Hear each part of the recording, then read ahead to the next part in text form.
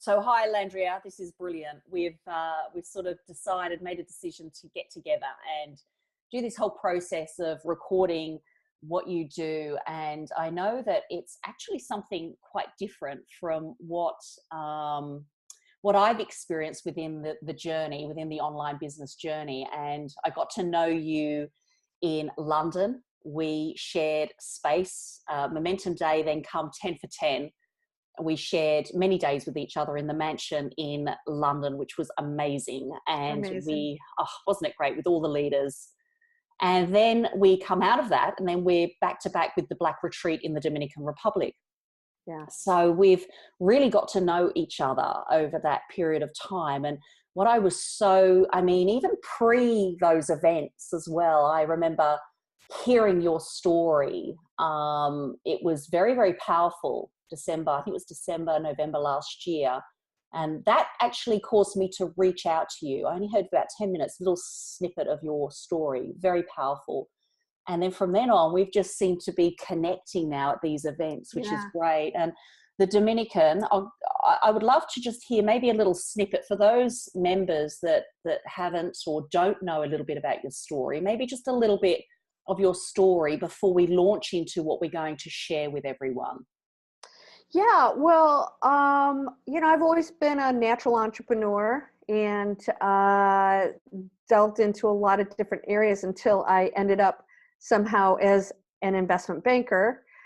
And I did that for about 25 years. So I was in a very, very, male dominant, as you and I just were talking about, a male dominated industry. And was very successful at that. And I've done a lot of things in my life. I've lived overseas and had multiple scholarships. I was a writer on Capitol Hill. I was an NBA cheerleader and a pro soccer cheerleader. And I've done a lot of interesting things in my life. But so I've always been a go-getter and gone after things and taken a lot of risks. But, something happens along the way when we get into what is considered success.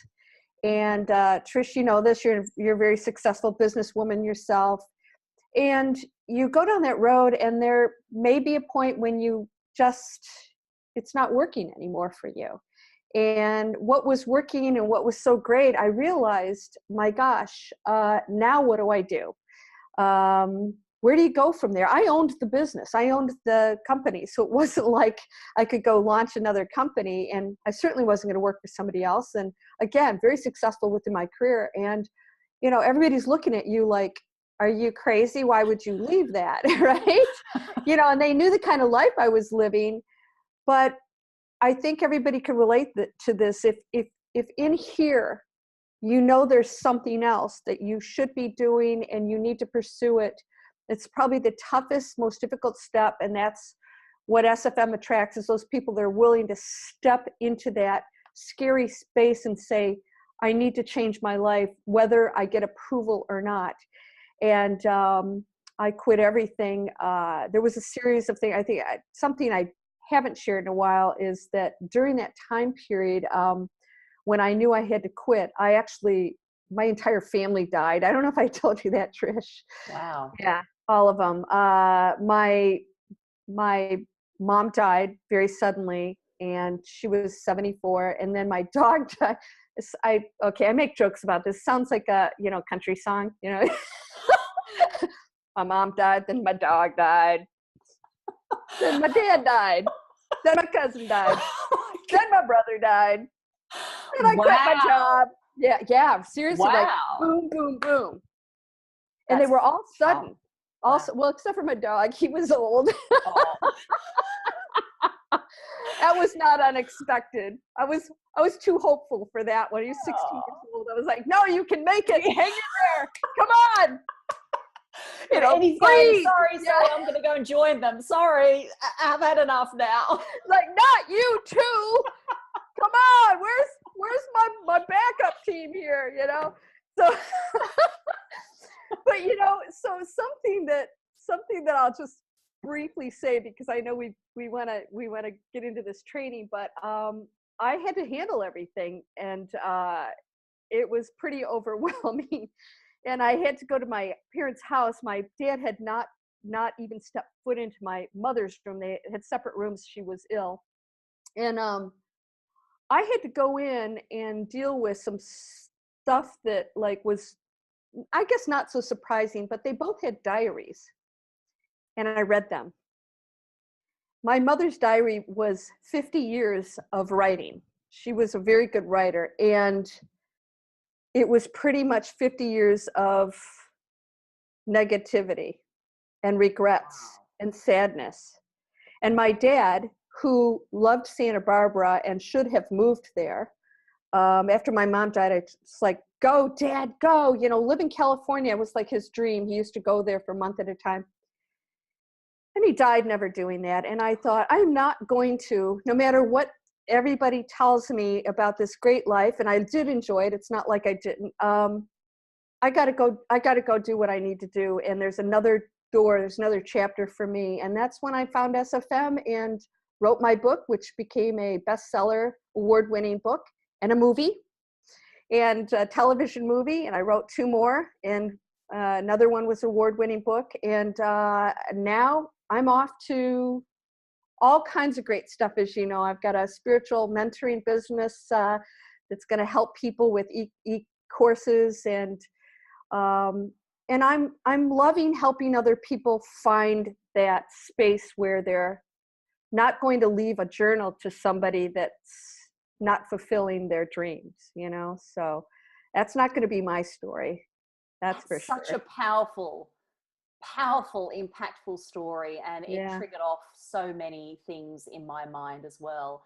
Yeah. About my parents, because my parents do exactly the same. I actually know my dad fills in a diary, and he does that every day. And so it's very interesting, you know, what's in that diary, that it could be part of something that he has always wanted to do. So that's a really powerful thing. And maybe that could be actually a question for me to him, to actually, as a realization of what you've just said there, it's really hit a chord with me.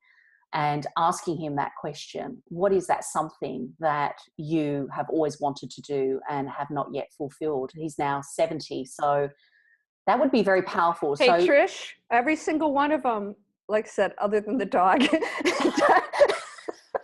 I miss that dog, damn it. He was here every day. My parents, I didn't see him. That dog was sleeping with me every night. I miss him.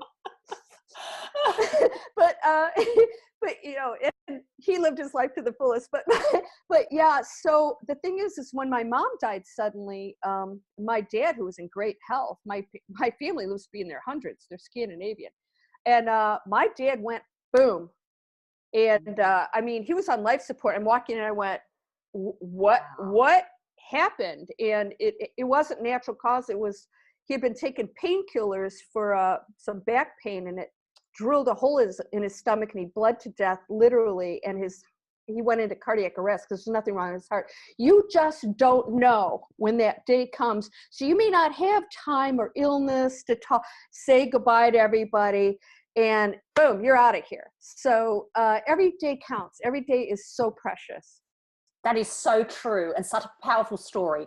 And honestly, if I think people get that one thing out of what we're talking about here, that is so powerful, because I'm been arming and ahhing in the last 24 hours. Do I book a trip to go down and see mum and dad? Mum is not in a good way at the moment, and she's heading off into treatment next week. However, she's showing quite a brave face on the phone. And yesterday I said, right, I'm booking, spontaneous, I'm doing it. Then I rang them and I said, are you going to be available? And then she says, now you're sure you've got your business to run? Yep. Are you sure you want to do that? All you're going to be doing is sitting in the hospital, and all you're going to be.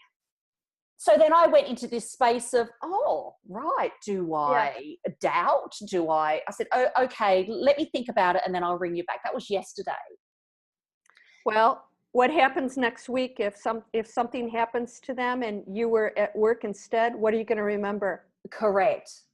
And not only that, this conversation has highlighted my need to book when I get off this phone. Yeah. When I get you don't want to do what I had to do. Like, you're talking to your parent who's got hooked up to 10 machines, and that's it.